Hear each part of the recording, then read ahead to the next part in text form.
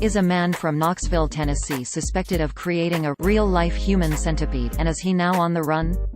No, that's not true. A 2-year-old hoax has been cut up and stitched together again, changing the location, but otherwise the story still is not real. It was then republished on a website pretending to be USA Today. The story reappeared in an article published on or around August 31, 2018 by a website at usatoday-go.com, not the real usatoday.com, titled "Knoxville Man Suspected of Creating Real-Life Human Centipede on the Run," which opened, quote, "Residents in Tennessee's Knoxville have been urged to be on the lookout for a suspect, described as a Caucasian male between the ages of 50 to 60, who is wanted for questioning over a shocking discovery inside a local warehouse." According to sources familiar with the investigation, the gruesome find was made after authorities responded to an anonymous tip-off from a member of the public.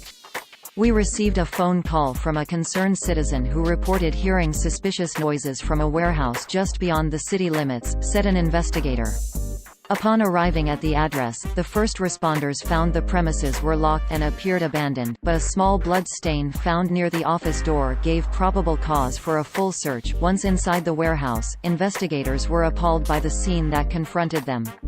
After a career of 30 years, dealing with some of the most heinous crimes you could imagine, this was by far the worst, said one investigator. "As we entered the building, we saw a group of 3 women crawling on the floor on their hands and knees in obvious distress. It wasn't until we approached them that we saw the full extent of their situation." End quote. Users on social media only saw this title, description and thumbnail, possibly making them think it was a real news report.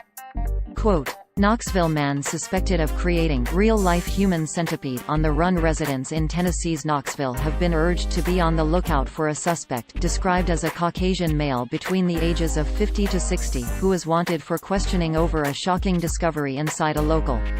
End quote. The man in the composite drawing that supposedly represents the suspect is actually an artist's rendering of what villain Norman Bates from Psycho might have looked like. Quote, "Artist draws horror villains as they were originally written, bloody disgusting. Yes, Dracula totally had a mustache."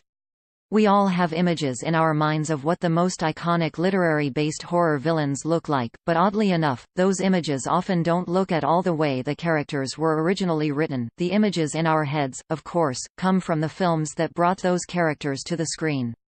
End quote. That, and the story already appeared 2 years ago in the Alabama Observer, a notorious fake news website that no longer exists. Only then the story was set in Alabama. Quote, "Alabama man suspected of creating real-life human centipede on the," archived 10 October 2016, 16 hours 48 minutes and 47 seconds Coordinated Universal Time. End quote. We suspect usatoday-go.com is just the latest in a long string of fake sites set up by the same person. Don't fall for this hoax.